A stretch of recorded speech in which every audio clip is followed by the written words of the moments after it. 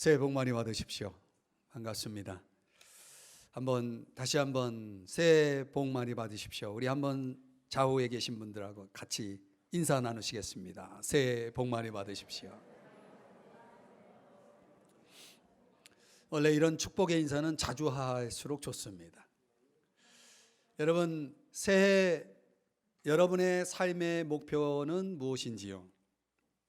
미국의 어느 두 대학에서 다양한 사회 계층의 사람들을 모아놓고 이제 설문조사를 한 내용을 소개하면은 이 설문조사의 특징은 16가지의 삶의 목표를 이제 설정해 놓고 세팅해 놓고 그 16가지를 삶의 목표로 제시해서 이 가운데서 당신이 생각하는 삶의 목표 가운데 가장 중요한 것부터 순위를 매겨봐라 해서 조사한 내용입니다. 그 조사의 결과는 1순위 제일 가장 중요하다라고 생각한 내용이 뭐냐면 관계입니다.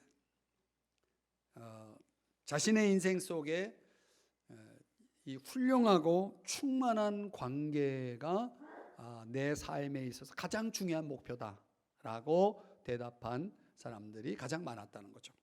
그래서 대다수 사람들에게 중요한 목표는 역시 인간 관계구나라는 것을 알 수가 있습니다. 인생은 만남으로 이루어지지 않습니까?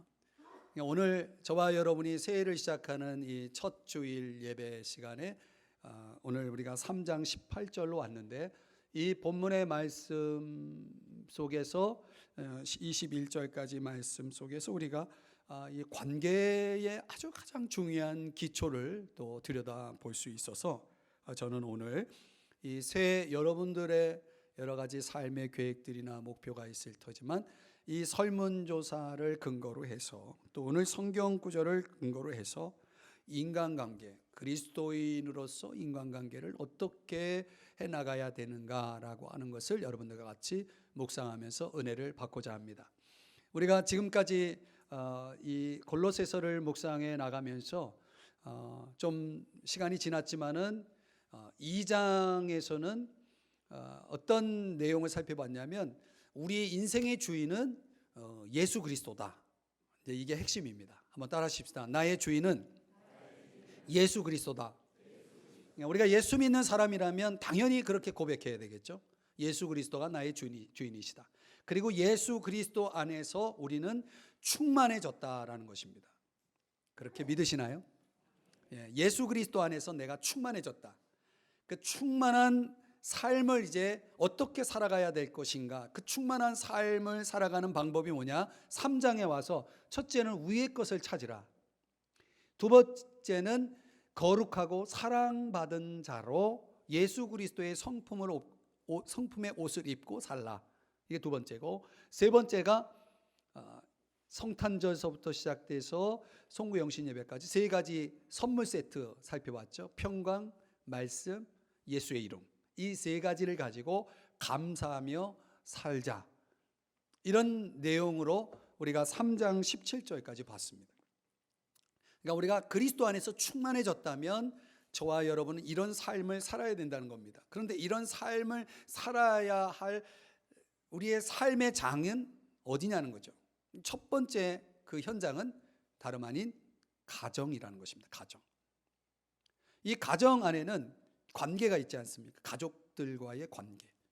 그러니까 인간 관계의 가장 중요한 기본이 되는 기초가 되는 그 관계, 가족과의 관계죠. 근데 우리가 그 가족과의 관계 속에서 인간 관계를 실습하게 되어 있고 그렇게 하나님은 디자인을 해 주신 것입니다. 그 18절 말씀을 한번 보시면 끝부분에 주 안에서라는 표현이 나오죠. 주 안에서. 주 안에서 마땅하니라. 그러니까 사람에게 마땅한 삶은 주 안에서다. 또 21절에 또 한 번 나오죠. 주 안에서 기쁘게 하는 것이니라. 이 두 구절을 근거로 해봤을 때 결국 관계를 풀어가는 아주 중요한 성경적 기준은 다름 아닌 주 안에서다라는 것입니다. 한번 따라하십시다. 주 안에서. 그러니까 이 주 안에서가 될 때 인간은 자신의 이기성과 지배성으로부터 벗어날 수 있고 삶의 견제와 균형을 이루어 갈 수 있다라고 하는 차원에서 오늘 이 주 안에서 우리에게 요구되는 세 가지를 본문 속에서 살펴보면서 주 안에서 이 세 가지가 인간관계를 이루어가는 저와 여러분에게 꼭 있어야 될 필수 요소다, 이렇게 생각하면 되겠습니다. 그 첫 번째는 복종입니다. 복종. 한번 따라 하십시다. 복종. 이 복종이라는 단어는 문자적으로는 차례로 정렬시키다, 이런 뜻을 가지고 있습니다. 군대 용어거든요. 어떤 질서를 유지하기 위해서 차례대로 정렬되어 있는 상태를 얘기합니다. 가정이라는 그 현장 속에도 질서, 이런 차례대로 정렬되어야 될 어떤 삶의 질서라는 게 필요하죠. 그때 필요한 게 뭐냐면 복종이라는 단어입니다. 근데 이 복종이라고 하는 것은 어떻게 보면 종속적인 개념이고 좀 굴욕적인 개념으로 생각하는 사람들이 많지만 에베소서 5장 21절의 말씀에 보면은 피차 복종하라라고 하는 표현이 나옵니다. 피차 복종하라. 그러니까 어떤 열등한 관계 속에서 이루어지는 행위가 아니라 복종이라는 것은 동등한 인격 속에서 이루어지는 것이다라고 볼 수 있습니다. 그렇게 이해를 하셔야 됩니다. 아내들에게 남편에게 복종하라고 말씀하고 있지만 사실상 남편도 아내를 향해서 복종할 필요가 있습니다. 모든 인간관계 속에서 우리에게 복종이라는 것이 필요할 때가 있다는 거죠. 근데 이 복종이라는 것을 누구에게서 배우냐면 예수님에게서 배웁니다. 빌립보서 2장 5절 이하에 보면은 그 예수님을 이렇게 소개합니다. 그는 근본 하나님의 본체시나 하나님과 동등되신 분이다 라고 표현하고 있습니다. 그러니까 하나님이신 거죠. 그러니까 성부 하나님, 아버지 하나님이죠. 아들이신 예수님, 성자 하나님, 서로 하나님이라는 동등된 인격을 가지고 계시지만은 이 아들이신 예수님은 아버지이신 하나님께 뭐 했냐면 죽기까지, 십자가에 죽기까지 복종하셨다, 이렇게 빌립보서 2장 8절에서 설명을 합니다.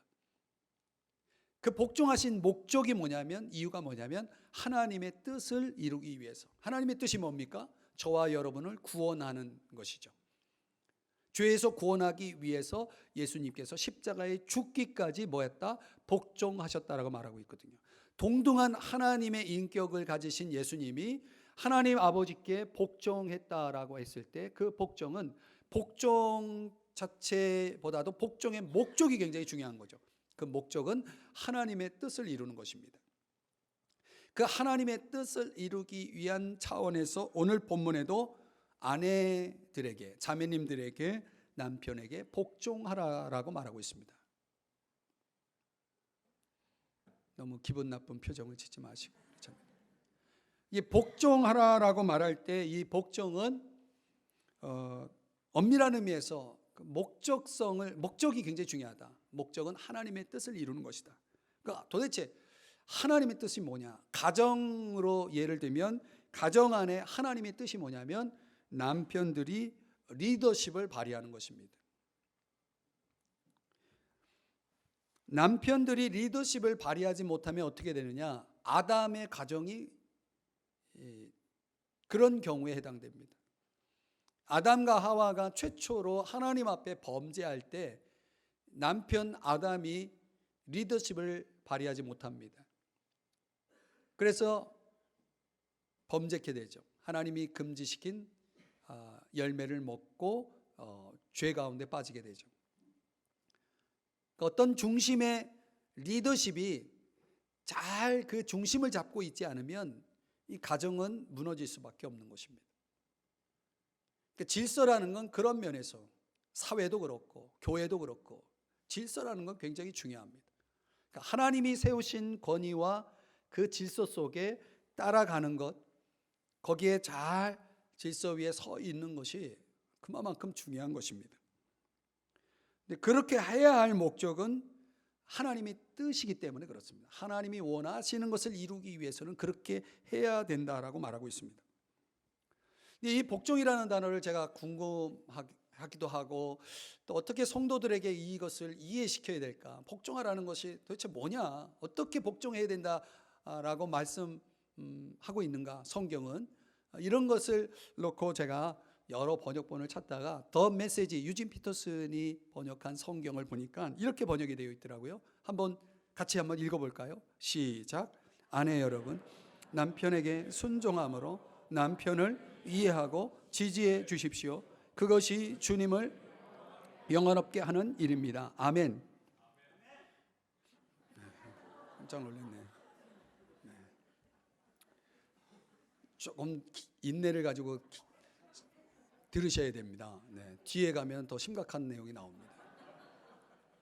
어떻든 복종한다고 하면 어떻게 복종을 해야 될까? 그 복종의 구체적인 실천 방안이 뭘까? 이 번역에서는 이해하고 지지해 주는 거라고 말하고 있습니다. 왜 그렇게 해야 될까? 베드로전서 3장 1절 말씀에 보면은 아내들에게, 여기서는 복종이라는 단어가 아니라 순종이라는 단어를 사용하고 있지만 순종하라 라고 말하고 있고, 그 이유는 혹 말씀을 순종하지 않는 자라도, 그러니까 예수님을 믿지 않는 사람이죠. 예수님 믿지 않는 남편이에요. 말씀을 순종하지 않는 자라도 말로 말미암지 않고, 아무리 예수 믿으라고 말하면 뭐합니까? 말로 되어지는 게 아니에요. 그 아내의 행실로 말미암아 구원을 받게 하려 함이라. 구원을 받게 한다. 결과적으로 이 아내의 어떤 행동은 믿지 않는 남편에게 이런 영향을 줄 수 있다라고 하는 것이죠. 남편을 이해하고 지지한다라고 할 때 그 복종이 궁극적으로는 하나님의 뜻을 이룰 수 있는 그런 방법이 되는 것입니다. 이런 말이 있습니다. 사람은 적극적인 관심을 표현하는 사람과 춤을 춘다. 나를 춤추게 만드는 경우가 어떤 경우냐면, 누가 나에게 적극적인 관심을 표현할 때입니다. 사람들은 뭘 원합니까? 내가 좀 실수해도 그것을 인정해주는 기꺼움, 그 기꺼움을 사람들은 원한다는 것이죠. 그래서 복음을 순종하지 않는 남편이지만 이 남편을 위해서 내가 기꺼움으로 그 남편을 지지하고 남편을 이해하려고 애를 쓰다 보면 언젠간 이 남편의 마음이 움직여서 하나님 앞에 돌아오게 되어진다라고 하는 것이죠. 예컨대 미국의 한 부부를 소개를 하면은, 이 남편분이 수공업 사업을 하는 분인데 사업이 너무 잘 되는 거예요. 사업이 잘 될 때 좀 조심해야 되는데, 보통 남자들은 사업하다가 욕심이라는 게 생기잖아요. 사업이 잘 되어 갈 때 특별히 그것을 확장하기 위해서 뭘 받습니까? 은행 대출을 받아서 그 사업을 벌리는 것입니다. 더 크게. 그런데 채 1년이 못 돼서 사업이 망했습니다. 그러니까 직원들 급여도 제대로 못 주고, 또 채권 그 관련해서 소송이 걸리고, 공장문도 닫고, 또 돈이 될 만한 것들, 장비들을 다 팔아가지고 어떻게든 해결해 보는데 뭐 집도 잃어버리고 다 이제 모든 게 다 망가진 거죠. 이 남자가 사업이 실패하니까 얼마나 크게 낙심이 됐겠습니까? 근데 신앙은 아직 없어요, 이 남자가. 그러니까 신앙도 없는 데다가 사업이 그렇게 됐으니 정말 살 맛이 안 나겠죠. 그래 극단적인 생각까지 하는 거예요. 자기를 가혹하게 질책하면서, 자기를 책망하면서 말이죠. 길이 보이지 않는 거죠. 그런데 이제 나중에 이 남자가 이런 고백을 합니다. 제가 그 간증 내용을 그대로 읽어드리면, 내 사업이 실패할 무렵에 나는 하나님을 몰랐다. 그리고 나의 인생은 끝난 듯이 보였다. 그 공경에서 나를 구한 것은 나의 아내였다. 그녀가 계속 나를 믿어주고 지지하고 축복한 일이었다. 그것이 나를 구해준 것이다. 나를 위한 그녀의 밤 기도와 눈물이 나를 붙들어 주었다. 나는 모든 사람에게 그녀가 2번이나 나의 삶을 구원했다고 말한다. 그 첫 번째는 사업이 실패했을 때이고, 2번째는 그녀가 나를 예수 그리스도께로 인도했을 때이다. 결국 이 아내의 복종이, 아내의 적극적인 기꺼운 인정과 지지가 이 믿지 않는 남편을 살렸고 구원했다는 것이죠. 복종이라는 것이 뭐 대단한 게 아니고, 우리의 삶에 있어서, 인간관계를 풀어감에 있어서 내가 내 권위를 그 사람의 권위 아래 두어서 그 사람을 적극 지지해주고 인정해주고 기꺼이 인정해주고 할 때에 이런 일이 벌어질 수 있다는 것입니다. 꼭 부부관계만이 아니라 우리 인간관계 속에서 상대방을 춤을 추게 만들 수 있는 이 방법은, 관계를 풀어감에 있어서 우리가 상대방을 그렇게 만들기 위해서는 이런 적극적인 지지, 관심, 인정이 필요하다는 것입니다. 이거를 우리는 거창한 용어로 복종이라는 단어로 설명하고 있습니다. 복종해 보시죠. 어떤 일이 벌어지는지. 사실 궁극적인 복종은 저와 여러분이 예수 그리스도 앞에 하는 것이죠. 우리는 주 안에 있기 때문에 그분을 주님이라 고백한다면 당연히 저와 여러분은 그분께 복종해야 되죠. 그분의 뜻을 이루는 일에 복종해야 되죠. 그게 바로 인간관계 속에서 저와 여러분에게 필요한 복종이라는 개념입니다. 이제 여러분들이 어떤 사람, 가장 가까이 있는 부부관계로부터 시작해서 가장 가까이 있는 사람, 가장 가까이 있는 성도, 가장 가까이 있는 이웃을 위해서 여러분이 할 수 있는 복종은 뭘까요? 어떤 지지, 어떤 이해가 필요할까요? 그거부터 실천해 보시죠. 주님의 뜻이 이루어질 것이고 그 안에는 행복이 가득할 줄 믿습니다. 2번째로, 우리가 관계를 풀어감에 있어서 또 우리에게 필요한 요구되는 2번째는 사랑입니다. 한번 따라 하십시다. 사랑. 19절의 말씀에 보니까 남편들에게 요구되고 있지만 사실 사랑은 남편들에게만 해당되는 건 아니죠. 우리가 인간관계 속에서 모든 사람에게 요구되는 것이 사랑입니다. 남편들아 아내를 사랑하라라고 말하고 있습니다. 관계를 풀어가는 중요한 열쇠 또한 사랑입니다. 우리가 성경에서 사랑이라는 단어를 말할 때 남자가 여자를 사랑한다라고 말하면 그 사랑은 에로스적인 사랑이라고 말하죠. 남녀 간의 사랑. 세상이 말하는 사랑과 다르게 성경은 아가페라는 사랑을 이야기합니다. 아가페. 아가페가 뭘까요?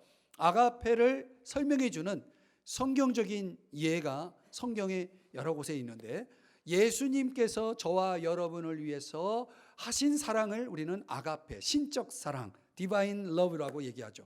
그 신적 사랑 아가페를 설명해 주는 성경 구절을 5개만 인용해 보면, 로마서 5장 8절에 보면은 이렇게 말씀합니다. 우리가 아직 죄인 되었을 때에 그리스도께서 우리를 위하여 죽으심으로 하나님께서 우리에게 대한 자기의 사랑을 확증하셨다. 그러니까 하나님의 사랑, 그리스도께서 우리를 위해 죽으신 그 사랑은 누구를 위한 사랑이었냐면 죄인을 위한 사랑이었다. 죄인이라는 것은 한마디로 말하면 자격이 없는 사람을 얘기합니다. 우리가 세상에서는 사랑하려면 자격이 있어야 된다고 말하잖아요. 당신 사랑받을 자격 없어 라고 말할 대상들이 우리 주변에 많잖아요. 그렇게 말하면 사실 우리도 자격이 없는 존재들이죠. 우리 모두가 다 그렇습니다. 우리가 죄인 되었을 때 여전히 그분 앞에, 하나님 앞에 자격 없는 우리들을 여전히 사랑하시는 그 사랑을 우리는 무슨 사랑이라고 말합니까? 조건 없는 사랑이라고 말하죠. 무조건적인 사랑, 이런 걸 아가페라고 말합니다. 그러니까 우리가 인간관계를 풀어감에 있어서 잘 안 되는 이유가 뭡니까? 사랑하지 못하기 때문인데, 왜 사랑하지 못합니까? 자꾸 자격을 논하기 때문에 그렇죠. 자, 요한일서 4장 10절에서는 우리가 하나님을 사랑한 것이 아니고 하나님이 우리를 사랑했다. 이런 사랑을 뭐라고 말합니까? 먼저 사랑이라고 얘기하죠. 사랑의 주도권을 누가 가지고 있습니까? 성숙한 사람이 가지고 있는 거예요. 성숙한 사람이 먼저 사랑하게 돼 있는 것입니다. 그래서 성숙한 부모가 자녀를 사랑할 수밖에 없는 것입니다. 여러분, 하나님의 사랑이 저 사람이 나를 사랑할 때까지 기다리는 게 아니고 내가 먼저 사랑하는 것입니다. 이런 사랑을 아가페라고 말합니다. 요한일서 3장 16절에서는 그가 우리를 위하여 목숨을 버렸다라고 말합니다. 자기 희생적 사랑을 아가페라고 설명하고 있습니다. 또 요한복음 13장 1절의 말씀에 보면 예수님께서 자기 사람들을 사랑하시되 어떻게 사랑했다고요? 얼마나? 끝까지 사랑했다. 영원한 사랑, forever죠. 영원한 사랑을 보여주셨다. 이런 변치 않는 사랑을 아가페라고 말하죠. 근데 우리 인간적인 사랑, 세상에서의 말하는 사랑들은 얼마나 잘 변합니까? 원수가 되었다가 또 사랑했다가 또 원수가 되었다가, 이런 사랑, 변하는 사랑 말고 아가페의 사랑은 변치 않는 겁니다. 에베소 5장 26절 27절에서는 우리를 성결하게 하는 것이 사랑이라고 말합니다. 그러니까 우리를 영광스럽게 만드는 것, 타락하게 만드는 것은 사랑이 아닙니다. 아가페는 우리를 성숙하고 거룩하고 성결하게 흠이 없게 만드는 것을 사랑이라고 말합니다. 정말 남녀 간에도 사랑한다면 그 사랑은 서로를 발전시키고 서로를 거룩하고 영광스럽게 만들어주는 그런 관계 속에 있어야 그것이 진정한 아가페 사랑이라고 말하는 것이죠. 그런 성숙한 사랑이 지금 말씀드린 이런 5가지의 요소를 가진 아가페가, 이런 사랑이 인간관계 속에 있다면 얼마나 풍성해지겠습니까? 얼마나 충만한 관계가 되어질까요? 그런데 이 아가페 사랑을 적용하는 한 가지를 예를 들어서 오늘 19절에서 뭐라고 말하냐면 괴롭게 하지 말라. 한번 따라 하십시다. 괴롭게 하지 말라. 이게 현대인의 성경 번역에서는 이렇게 번역했어요. 괴롭게 하지 말라를. 한번 읽어볼까요? 시작. 잔인하게나 거칠게 대하지 마십시오. 여러분, 우리가 인간관계 속에서 가까이는 부부관계가 될 수도 있고 모든 관계 속에서 사람이 잔인해질 때, 사람이 거칠어질 때가 언제입니까? 신경질날 때, 막 싸울 때. 사실은 아가페가 줄어들거나 아가페가 없어지면, 아가페가 빠지면 사람은 원래 이런 존재인 거예요. 잔인한 존재고 아주 거칠고, 공동 번역에서는 모질게 대하지 마십시오 이렇게 나왔어요. 아주 모질게 되어지는 거죠. 사람 관계가 아주 삭막해지는 거죠. 찬바람이, 여러분 집에 혹시 찬바람이 불고 있지 않나요? 뽁뽁이 아무리 많이 해도 찬바람이 불 수 있습니다. 이 괴롭게 하지 말라라고 하는 것은 이 문자적으로는 육체적이고 정신적 학대를 얘기하는데, 더 의미적으로 설명드리면 독한 말로 상대방의 마음에 상처를 입히다라는 뜻이에요. 이 말이라는 것이 참 무섭잖아요. 여성은 남성에 비해서 훨씬 정서적인 존재라고 하는데 그냥 무심코 던진 한마디가 평생 가잖아요. 우리 자매님들 어떻게 그렇습니까?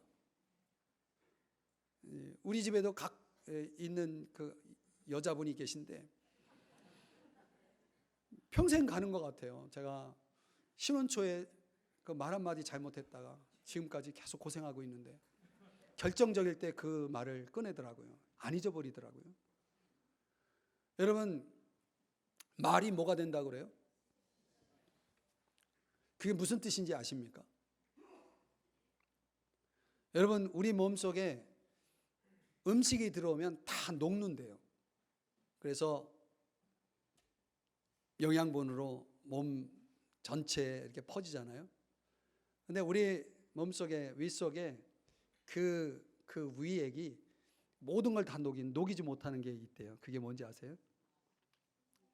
C예요, C. C는 배설물로 그냥 나오잖아요. C를 녹이지 못한다는 거예요. 철도 녹이는데 C는 못 녹인대요. 그래서 말이 C가 된다는 말은 무슨 얘기입니까? 말은 없어지지 않는다는 거죠. 시간이 지나도. 결국은 이 말 때문에 우리 속에 아가페가 빠져버리면 말이 아주 독한 말이 될 수도 있는 거죠. 그런 말들이 우리 입에서 막 나가는 거예요. 그래서 관계가 힘들어지고 또 불행해지고 하는 일들이 벌어지는 거죠. 그 말 한마디 때문에 관계가 깨어지는 경우가 많습니다. 가정뿐만 아니에요. 교회도 마찬가지고 사회도 마찬가지고 이 말이 참 무서운 겁니다. 그러니까 우리가 사랑한다라고 하지만 종종 우리가 이런 실수 때문에 그 사랑이 식어지고 또 사랑이 사라져 버리는 거죠. 실종되는 거죠. 김정현이라는 소설가가 쓴 아버지라는 소설이 있는데 거기 주인공 정수가 이제 암 선고를 받은 가장인데 그 집안에 딸이 있습니다. 지원이라는 딸이 고3인데 서울대 영문과에 들어가는 게 꿈이에요. 이게 소설 속의 이야기지만 근데 정원이 35명이에요.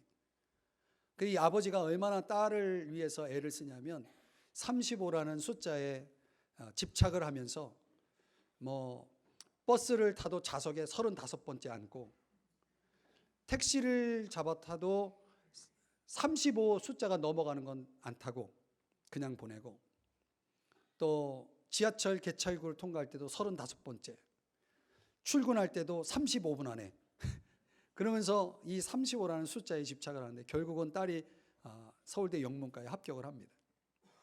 그러니까 주변 사람들이 이 아버지를 보고 다 감동을 받는 거죠. 세상에 이런 아버지 없다. 이렇게 사랑이 많은 아버지가 어딨냐. 이건 위대한 우리 시대의 위대한 영웅이다. 막 이런 극찬을 하는 겁니다. 그런데 정작 이 정수는 아내한테 딸한테 인정을 받지 못합니다. 맨날 술만 많이 먹고 가정을 소홀히 하는 아버지로 낙인이 찍혀가지고 인정을 받지 못하는 겁니다. 이 정수가 얼마나 가정을 사랑했습니까? 그런데 가족들은 이 아버지가 자기들을 사랑한다라고 느끼지 않습니다. 이 아버지라는 소설이 주는 메시지가 뭐냐면 사랑이 사랑이기 위해서는 뭔가 필요한 게 있다는 거죠.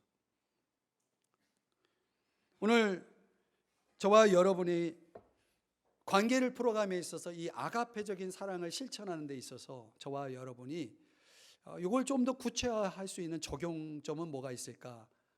제가 설교를 준비하다가 이제 게리 스몰리라고 하는 사람의 책을 참고하게 됐는데 이 사람은 굉장히 이런 쪽에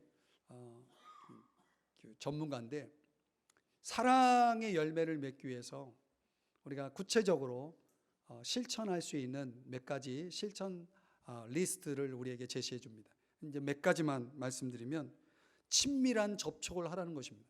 친밀한 접촉. 가족 간에 이 접촉이라는 게 뭐 간단하게는 손을 잡아준다든가 혹시 옆에 가족끼리 앉아 있으면 한번 손을 잡아 보실래요? 이렇게 손을 잡으면 느낌이 어떻습니까? 찌릿합니까? 근데 보통 젊은 커플들은 이렇게 손을 잡는 거가 너무나 쉽죠. 근데 나이가 들수록 이 게리 스몰리의 말에 의하면 이런 접촉이 횟수가 줄어든대요. 근데 문제는 이 자매님들은 나이가 들면 여기에 굉장히 민감해진다는 거예요. 게리 스몰리의 말에 의하면. 그래서 여자는 자신이 항상 다른 사람에게 매력적인 존재가 되고 싶어 한대요. 제 얘기가 아니고 게리 스몰리의 얘기예요. 이 게리 스몰리의 말에 의하면 여자들은 자기가 나이가 들어도 여성으로서 매력을 갖고 있는 존재라는 걸 인정받고 싶어 한다는 거예요. 근데 그 인정을 받는 방법이 뭐냐면 접촉이래요. 손을 자꾸 잡아주라는 거예요. 허깅도 많이 해주고. 그런데 연세가 드시면 남사스럽다고 안 하잖아요. 길을 갈 때도 떨어져서 가잖아요. 2m, 3m. 조금 심한 분들은 5m까지 떨어져서 가고. 가끔 연세 드신 분들이 이렇게 부부지간에 손잡고 가는 모습을 보면 굉장히 다시 보게 되잖아요. 대단하다. 이런 친밀한 접촉이 이런 사랑의 언어, 사랑의 메시지를 서로 나누는 방법 중에 하나라는 거예요. 그러니까 한번 실천해 보세요. 그 다음에 두 번째가 뭐냐면, 두 가지만 소개할게요. 두 번째가 뭐냐면 매일 칭찬하라는 거예요. 가끔 가다 하는 게 아니고 매일 칭찬하라는 거예요. 그럼 매일 칭찬하려면 근거 없는 칭찬은 화딱지가 나게 하잖아요. 그러니까 매일 칭찬하면 칭찬거리가 있어야 되잖아요. 그러려면 관찰이 필요하다는 거예요. 이 게리 스몰리의 의도가 그거예요. 아내를 또 남편을 서로 만약에 칭찬한다고 한다면 관찰을 잘해서, 그래서 정말 작은 거 하나를 딱 발견해 가지고 그걸 칭찬해 주는 거 굉장히 중요하다고 그러더라고요. 그러면서 이렇게 한 달을 매일 칭찬했더니 가정이 막 변화가 막 일어난 것이 그 책에 나와요. 이렇게. 그러니까 효과가 꽤 있더라고요. 그래서 제가 여러분에게 소개하는 겁니다. 어떻든 우리가 인간관계 속에서 우리가 세상에서 말하는 사랑이 아니라 성경이 말하는 이런 아가페적 사랑의 요소를 가정으로 가져오고 또 인간관계 속에서 우리가 그걸 실천할 수 있다면, 적어도 저와 여러분의 사랑은 내가 생각하는 사랑이 아니라 상대가 원하는 사랑, 소설 속의 정수처럼 사랑에도 인정받지 못하는 그런 허무한 사랑 말고 서로 상대가 니드를 알고 그것을 채워주고 또 이렇게 공급해 줄 수 있는 그런 차원에서의 희생적인 아가페 사랑이 우리의 모든 관계를 채워갈 수 있다면, 여러분의 한 해는, 여러분의 인생은 정말 충만한 관계로 행복하고 또 하나님께서 주신 그런 놀라운 기적과 같은 삶을 살아가게 될 줄 믿습니다. 그러니까 사랑이 필요합니다. 마지막 세 번째는 순종이라는 요소입니다. 한번 따라 하십시다. 순종. 오늘 20절 말씀해 보면 자녀들에게 해당되는 건데요. 자녀들이 인생을 살아가면서 제일 먼저 만나는 인간관계는 부모입니다. 부모 없는 자녀는 없습니다. 그래서 자녀들이 인간관계를 풀어감에 있어서 제일 먼저 배워야 될, 학습해야 될 요소는 순종이라는 것입니다. 순종하는 법을 배우지 못한 자녀는 인간관계를 제대로 해나갈 수가 없습니다. 로마서 1장 30절이나 디모데후서 3장 2절이나 잠언 30장 17절의 말씀에 보면은 그 부모에게 순종하지 않는 자들에게 주어지는 경고가 있습니다. 이 세상이 더 말세가 될수록 가정 안에서 순종하지 않는 자녀들이 많이 양산된다라고 성경은 말씀하고 있거든요. 상담가인 제임스 딥슨이라고 하는 사람은 그런 말을 했습니다. 미국 교육은 실패했다. 완전히 실패했다. 그 이유는 미국의 교육의 두 가지 중요한 특징이 뭡니까? 자율성과 독립성이거든요. 그러니까 이런 교육들이 왜 실패로 끝나느냐? 거기에 상응하는 두 가지가 빠진 거죠. 자율성과 동시적으로 있어야 될 게 책임성이고, 독립성과 동시적으로 있어야 될 게 뭐냐면 그게 권위에 대한 순종입니다. 이 두 가지가 견제되고 함께 균형을 이루지 못하면 그 교육은 실패했다라고 보는 겁니다. 이 제임스 딥슨의 이야기입니다.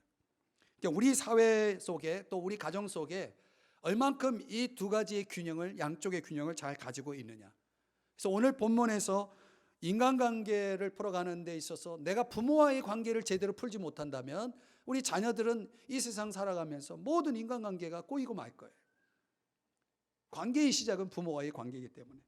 그래서 오늘 본문에는 모든 일에 순종하라고 말하고 있거든요. 이게 절대적 순종을 얘기하는 겁니다. 그러면 도둑질 해오라고 해도 순종해야 됩니까? 그건 아니죠. 왜냐하면 우리의 궁극적인 권위자는 하나님이시기 때문에 그분이 기뻐하는 그런 도덕률 안에서 우리가 순종할 수 있는 걸 순종하는 겁니다. 그런데 순종하는 자녀들에게만 그 책임이 주어지는 것은 아니고 순종하는 자녀가 될 수 있도록 부모들이 역할을 해야 됩니다. 그래서 21절이 나오는 겁니다.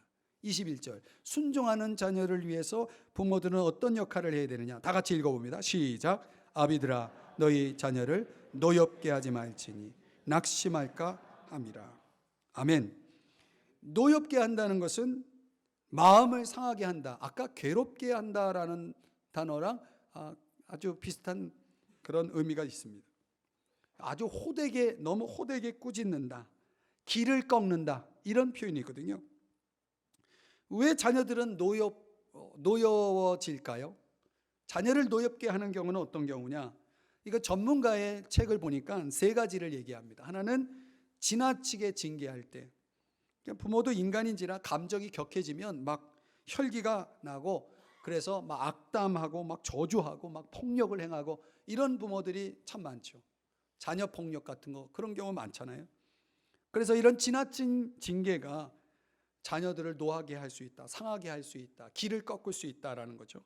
또 부모의 이중적인 모습, 평상시에 자기도 제대로 못하면서 나만 잘하라고 아이들이 그렇게 생각한다는 거예요. 그런 이중적인 모습. 또 하나는 평소에는 관심 없다가 뭐 잘못하면 잔소리 하시는 분, 이런 것들이 자녀들을 노엽게 하는 경우라고 얘기합니다. 어떤 학생이 상담을 받았는데 이제 상담가가 부모를 불러가지고 권유를 하는 거예요. 좀 평소에 자녀하고 아들하고 좀 대화 좀 많이 가지시라, 대화의 시간을 많이 가지시라, 이렇게 했더니 아버지가 하는 말이, 내가 애들하고 얼마나 대화를 많이 나누는지 쟤한테 한번 물어보라고. 그러니까 그 아들이 갑자기 아버지를 쳐다보면서, 도끼 눈으로 쳐다보면서 말하기를, 언제 저랑 대화했냐고 맨날 잔소리만 하셨지, 그랬다는 거 아닙니까? 그러니까 아버지는 대화를 한 건데 아들은 잔소리로 받아들였다는 거죠. 그러니까 참 이 자녀를 노엽게 하지 말라라고 하는 것을 적용할 때 결국은 우리 부모님들이 학습해야 되는 건 뭐냐면 자녀를 노엽게 하지 않으면서 순종하는 자녀로 만드는 거예요. 그러려면 상당한 학습이 필요합니다. 대화에 대한 학습, 눈높이를 맞춘 대화. 그래서 보통 대화라는 건 서로 대자를 쓰잖아요. 서로 뭔가 상호 오고 가는 말들이 있어야 되는데 대개 대화는 일방적인 대화가 많잖아요. 대화가 안 되는 거죠. 그러니까 자녀들에게 가급적이면 이야기를 많이 들어주고, 말도 안 되는 말이라도 좀 참고 들어주면서 이해하려고 애를 쓰고 하는 그런 노력들이 부모님들에게 필요하다는 것입니다. 그러니까 아이들이 노엽게 되어져서 결국 낙심하게 된다면, 오늘 본문에 낙심하게 하지 말라라고 했잖아요. 낙심이라는 건 용기를 잃어버리다, 소심해지다, 의기소침해지다, 뭐 이런 뜻입니다. 자신감의 결여를 얘기하는데, 그렇게 되지 않도록 반대적으로 우리가 부모님들이 역할을 하려면 자주 뭐 해야 되냐면 칭찬해주고 격려해주는 것이 필요해요. 근데 그런 것도 부모님들이 발휘해야 될 아주 일종의 중요한 기술이죠. 자녀들을 노엽게 하지 않고 낙심하지 않게 하면서 자녀들을 올바로 주의 교양과 훈계로 잘 리드해 줄 수 있는 부모님의 역할이 필요하다는 것이죠. 또 너무 요즘 젊은 부모님들은 자녀들을 너무 또 이렇게 오냐오냐 이렇게 격려하는 차원에서, 칭찬하는 차원에서 너무 좋은 말만 합니다. 이런 거는 조심해야 돼요. 왜냐하면 이런 말이 있는데, 좋은 점을 아이들에게 말할 때는 향수를 뿌리는 것과 같다라고 얘기했어요. 부모들이 자녀들에게 좋은 말을 할 때는 향수를 뿌리는 것과 같다. 무슨 뜻입니까? 향수를 어떻게 뿌립니까, 여러분? 한 30분 뿌리죠. 그건 향수를 뿌리는 게 아니라 악취를 뿌리는 거죠. 향수를 뿌리는 것은 한 두세 번 톡톡 이렇게 뿌리잖아요. 칭찬도 그렇게 해야 된다는 거예요. 그러니까 너무 칭찬이 많고 너무 아이들 너무 이렇게 감싸면은 그 아이들은 오히려 악취가 날 수 있는 요소, 더 안 좋을 비효과적인 그런 결과가 나온다는 거죠. 또 아무리 또 부모가 이렇게 또 잘해도 순종하는 자녀가 나오지 않을 수도 있어요. 사춘기 되고 또 자기 이 주관이 너무 강해지면 부모님들 말을 잘 안 듣잖아요. 그럴 때는 어떻게 됩니까? 그냥 자녀들을 하나님께 맡기고 기도하면서 그저 인내로 기다려주는 수밖에 없죠. 평온을 유지하면서 말이죠. 그래서 결국은 우리가 가정 안에서 순종하는 이 방법을 통해서 나보다 어른들, 위에 분들과의 관계를 풀어가는 것도 굉장히 필요하고, 또 내 아랫사람들이라 해가지고 내가 그냥 막 노엽게 하고 막 낙심하게 하고 이런 게 아니라 내 아랫사람이라도 내가 얼마든지 좋은 방향으로 그들을 순종하도록 잘 이끌 수 있는 그런 지혜를 발휘할 필요가 있다라고 하는 것. 그런 것들이 결국 가정 속에서만 이루어지는 이런 요소가 아니고 이 모든 것을 인간관계 속에서 우리가 다 적용해 볼 수 있다라고 하는 것입니다. 근데 우리가 서로에게 기꺼이 온유하고 또 서로를 위해서 인내할 수 있는 그런 힘이 우리에게 좀 필요할 것 같아요. 그래서 그런 것들을 순종하는 그런 관계로, 그런 충만한 관계로 만들어 가도록 저와 여러분이 노력을 하셔야 된다는 겁니다. 말씀의 결론을 맺겠습니다. 브리안이라는 사람의 이야기인데요. 이 아버지가 직업구인이면서 해군 장교입니다. 근데 이 아버지의 유일한 희망이 뭐냐면 아버지의 뒤를 잇는 겁니다.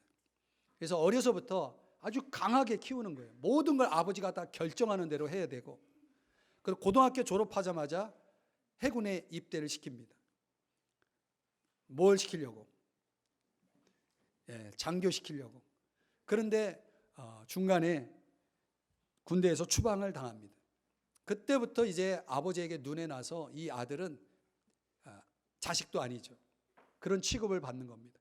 근데 이 자식이 이 브리안이라는 이 형제가 바라는 게 뭐냐면 아버지한테 사랑한다는 말, 내가 너를 축복한다는 말, 내가 너를 인정한다라는 말, 이 한마디 듣는 게 소원인 거예요. 한 번도 그런 말을 들어본 적이 없는 거예요.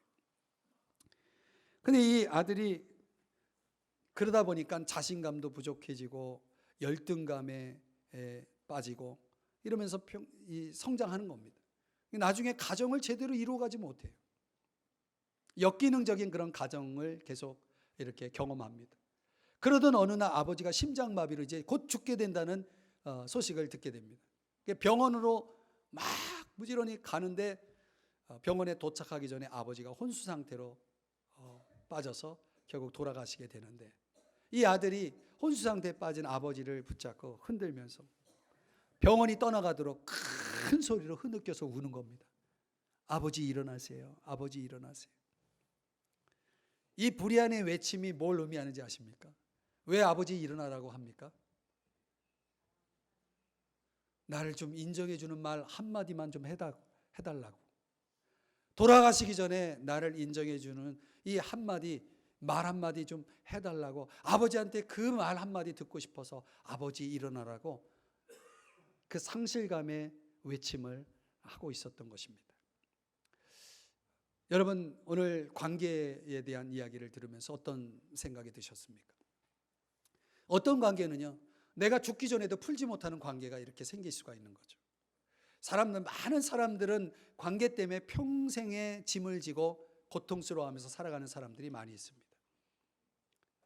우리가 복종이라는 것, 사랑이라는 것, 순종이라는 이 세 가지 키워드를 가지고 오늘 묵상을 해봤는데요. 이 세 가지, 요것만 잘 우리가 적용을 해도 우리 삶 속에 이런 아픔, 이런 슬픔은 없앨 수 있는데, 여러분의 이 한 해가 정말 충만한 관계로, 훌륭한 관계로 이루어지기 위해서 오늘 이 말씀을 여러분의 삶에 적용해 보면 어떨까요?